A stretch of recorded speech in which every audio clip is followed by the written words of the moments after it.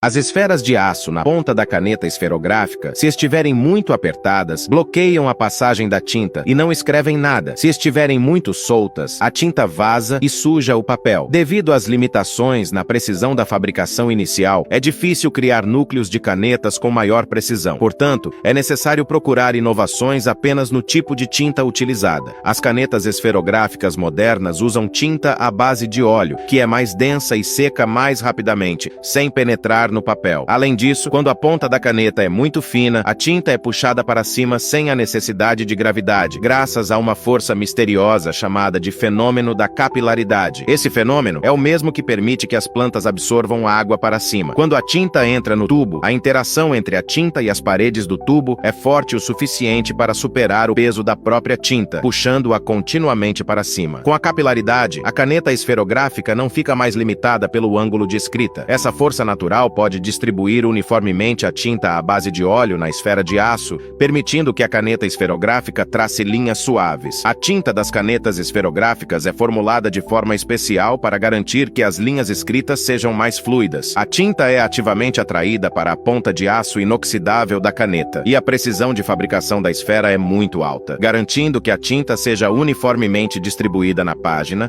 enquanto a esfera rola sobre ela. Quando a escrita para, a esfera afunda e forma um selo, impedindo vazamentos de tinta pela base. Esse foi um projeto genial. No entanto, o custo de produção desse tipo de caneta ainda era alto, o que dificultava sua popularização. A melhor maneira de reduzir os custos era a produção em massa. Por isso, a caneta teve que ser projetada de forma simples e prática para facilitar a produção em grande escala. No século XIX, a Suíça já tinha uma indústria de relojoaria muito desenvolvida, capaz de produzir em massa pequenas esferas de aço com uma precisão de 0,8 milímetros. A parte da caneta feita de metal foi substituída por uma capa de plástico produzida em massa por máquinas de moldagem por injeção, o que resultou em uma queda drástica nos custos. É difícil imaginar que a primeira produção em massa de canetas esferográficas não era muito diferente das canetas esferográficas modernas. Não houve muitas mudanças no design desde então, exceto pela melhoria contínua. Cada aspecto do design da caneta esferográfica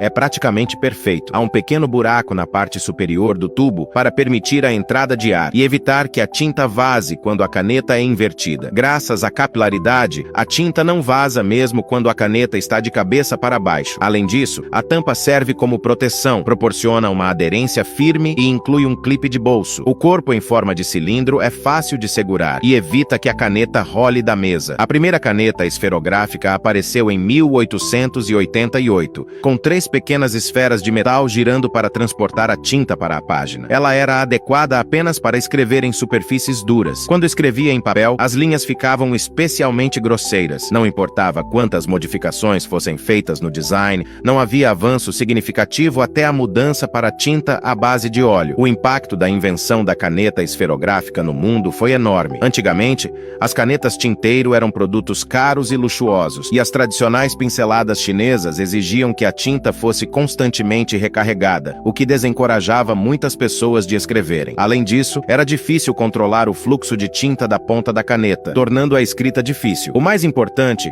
é que essas canetas eram caras. A solução veio com as canetas esferográficas de hoje, que venderam mais de 12 bilhões de unidades em todo o mundo e mantiveram o mesmo design perfeito por mais de 70 anos.